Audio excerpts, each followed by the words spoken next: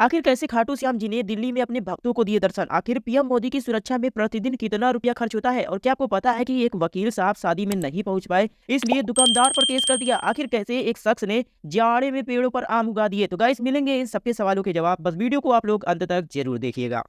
Guys क्या आपको पता है कि दिल्ली के एक प्लॉट की दीवार पर अचानक से एक आकृति बन गई, जिसे लोग श्री खाटू श्याम बाबा की आकृति बता रहे थे। और इसी आकृति को देखने के लिए आसपास के लोग वहां पर इकट्ठा होने लगे और वहां पर मंदिर बनाने की मांग करने लगे। और इसी चीज से परेशान होकर प्लॉट के मालिक ने उस दीवार को काले रंग से पेंट करवा दिया, जिससे लोगों को गुस्सा आ गया और लोगों ने वहां पर खाटू श्याम बाबा के जयकारे लगाने शुरू कर दिए। वैसे गाइस इस बारे में आपकी क्या राय है, हमें कमेंट सेक्शन में जरूर बताइएगा।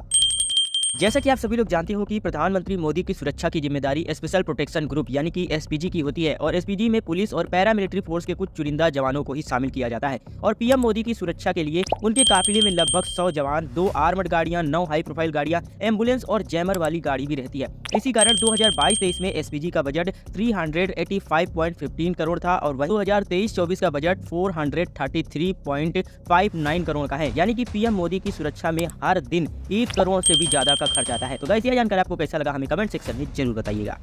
गाइस क्या आपको पता है कि यूपी यानी कि उत्तर प्रदेश के एक वकील साहब हैं जो अपने रिश्तेदार की शादी में नहीं जा पाए, इसीलिए एक दुकानदार को लीगल नोटिस भेजकर उससे आर्थिक मुआवजे की मांग की है। दरअसल दोस्तों इस वकील साहब का नाम है ज्ञानेंद्र भान त्रिपाठी और इन्होंने सलमान हुसैन की दुकान से जूते खरीदे थे। और जब त्रिपाठी जी उन जूतों को पहनकर अपने साले की शादी में जा रहे थे तभी वो जूते फट गए, जिससे वह शादी में नहीं जा पाए। और इसी बात से नाराज होकर उन्होंने जूते बेचने वाले सलमान हुसैन को नोटिस भेज दिया और उनसे 3300 रुपए हर्जाने के तौर पर मांगा है। गाइस ये न्यूज पढ़ने के बाद मैं भी वकील बनने की सोच रहा हूँ। वैसे आप क्या सोच रहे हैं, हमें कमेंट सेक्शन में जरूर बताइएगा।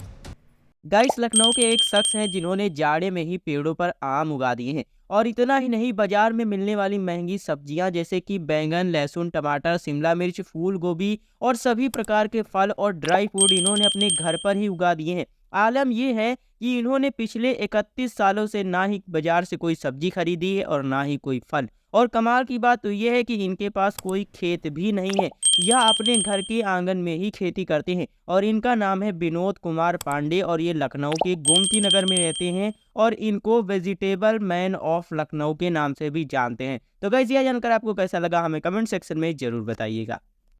क्या आपको पता है कि उत्तर कोरिया में 16 साल के 2 लड़कों को 12 साल के लिए कड़ी मजदूरी की सजा दी गई है? जानते हैं क्यों? क्योंकि ये दोनों साउथ कोरिया के के ड्रामा देख रहे थे। दरअसल दोस्तों 2020 में हार्मिट किंगडम के द्वारा एक कानून बनाया गया था और इस कानून के तहत उत्तर कोरिया में टेलीविजन, सीरियल और सभी प्रकार के साउथ कोरियाई वेब सीरीज पूरी तरह से बैन है। और इतना ही नहीं, साउथ कोरिया की वेब सीरीज या सीरियल को अगर कोई शख्स देखता या शेयर करता पाया जाता है तो उसको मौत की सजा भी दी जाती है। तो गाइस अच्छा हुआ कि आप लोग इंडिया में हो। तो गाइस ये जानकर आपको कैसा लगा, हमें कमेंट सेक्शन में जरूर बताइएगा।